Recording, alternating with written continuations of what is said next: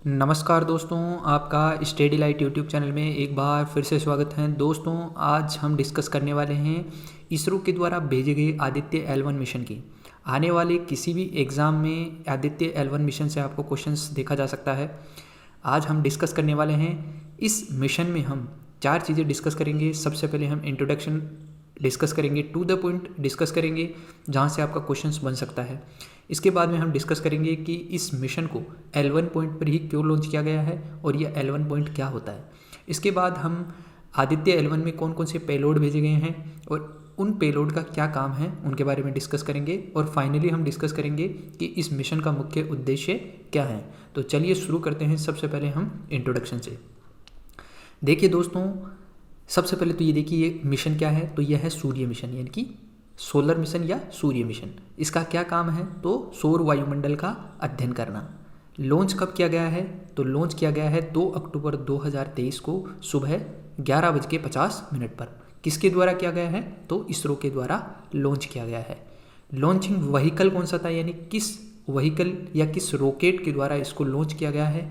तो वो है PSLV C57।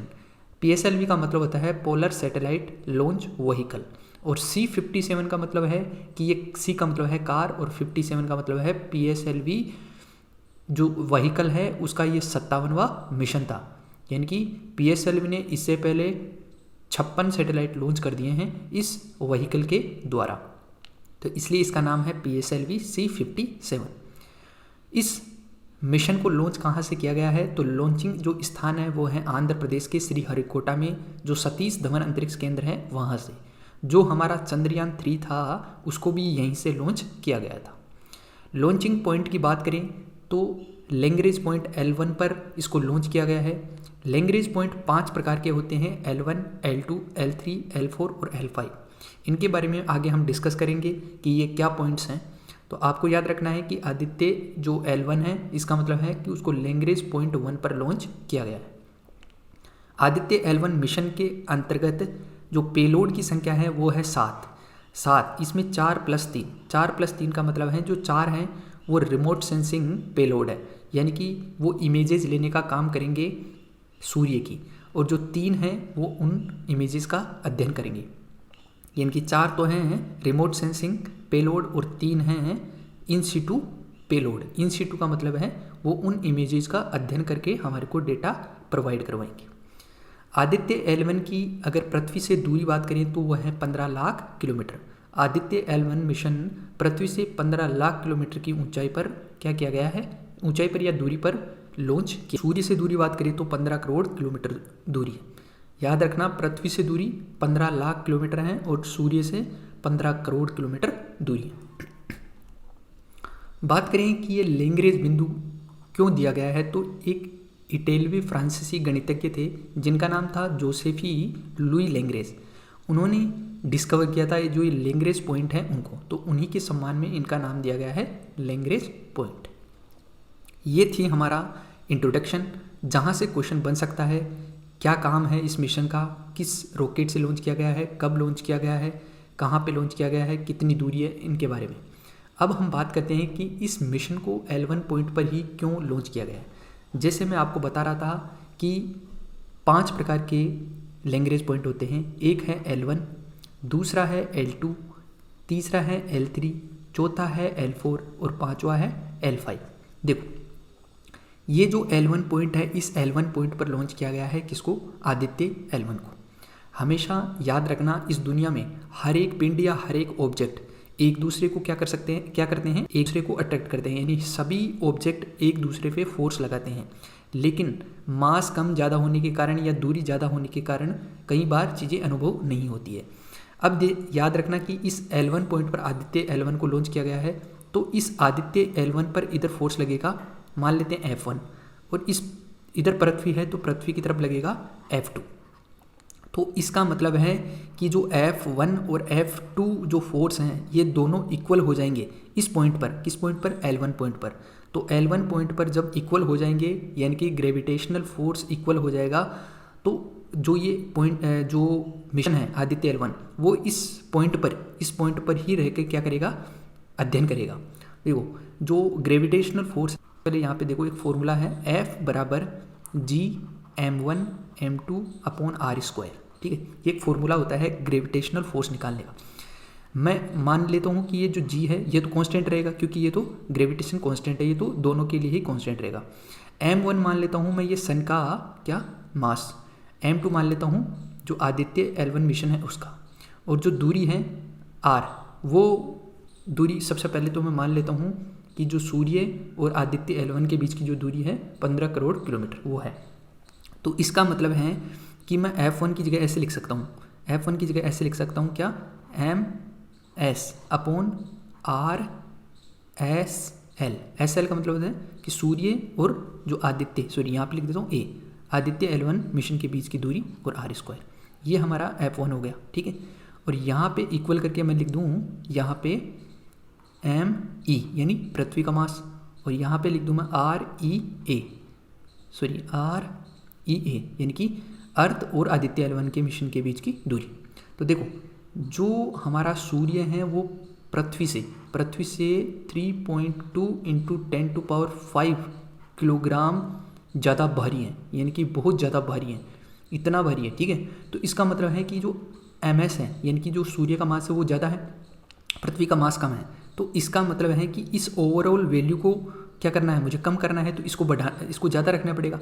तो ज़्यादा रखने के लिए ही इस आदित्य L1 मिशन को जो सूर्य है उससे 15 करोड़ किलोमीटर की दूरी पर रखा गया है, जबकि पृथ्वी से केवल 15 लाख किलोमीटर की दूरी पर रखा गया है, क्योंकि इसको कम रखना है, क्योंकि जो मास है वो कम है पृथ्वी का। तो ये दोनों बैलेंस हो सके इसलिए ऐसा किया गया है। याद रखना आदित्य L1 मिशन सूर्य और पृथ्वी के बीच में नहीं है, ये सूर्य पृथ्वी के नज़दीक है, जबकि सूर्य से दूरी पर है। सूर्य से 15 करोड़ किलोमीटर की दूरी पे है और पृथ्वी से 15 लाख किलोमीटर की दूरी पे है। ये मैंने जस्ट आपको कॉन्सेप्ट बताया है, यहाँ पे कैलकुलेशन मत करना क्योंकि ये साइंटिफिक कैलकुलेशंस होती है। और भी कई प्लैनेट्स चक्कर लगाते रहते हैं तो वो भी अट्रैक्ट करते हैं, तो ये साइंटिफिक कैलकुलेशंस होती है। लेकिन मैंने आपको कॉन्सेप्ट बताया कि किस प्रकार से जो ये मिशन है वो L1 पॉइंट पर क्यों लॉन्च किया गया। ठीक है, तो आगे चलते हैं, आगे डिस्कस करते हैं हम मिशन के पेलोड्स की। तो जैसे मैंने आपको बताया था कि इस मिशन में 7 पेलोड लॉन्च किए गए हैं, जिसमें से 4 + 3, तो 4 तो क्या है, रिमोट सेंसिंग पेलोड है, और 3 क्या है, इन सीटू पेलोड है। तो ये इमेजेस लेने का काम करेंगे और उन इमेजेस का अध्ययन करेंगे इन सीटू पेलोड्स। 7 पेलोड हैं जो कि मैंने आपको बताए हैं। अब हम बात कर लेते हैं इन 7 डायग्राम में दिख रहे होंगे 7 पेलोड। देखो 7 पेलोड हैं। सबसे जो पहला पेलोड है वो है VELC, और VELC जो है उसको बोलते हैं विजिबल इमिशन लाइन कोरोनोग्राफ। इसका जो फुल फॉर्म है वो है विजिबल इमिशन लाइन कोरोनोग्राफ। और इसका काम क्या है, तो वो है सूर्य के कोरोना की जो पराबैंगनी प्रकाश है उसकी छवि देगा। जो पराबैंगनी प्रकाश है उसमें छवि देगा सूर्य की। किसको देगा, जो इन सीटू पेलोड है उसको। नेक्स्ट जो पेलोड है वो है शूट, SUIT। SUIT का मतलब होता है सोलर अल्ट्रावायलेट इमेजिंग टेलीस्कोप। ये एक टेलीस्कोप है जो क्या करेगा, जो सूर्य है उस सूर्य के जो भी कण हैं उनकी फ़ोटो लेगा, उनकी इमेज लेगा और जो इन सीटू पेलोड है उसको भेजेगा। नेक्स्ट जो पेलोड है वो है सोलेक्स। सोलेक्स का मतलब होता है solar low energy x-ray spectrometer.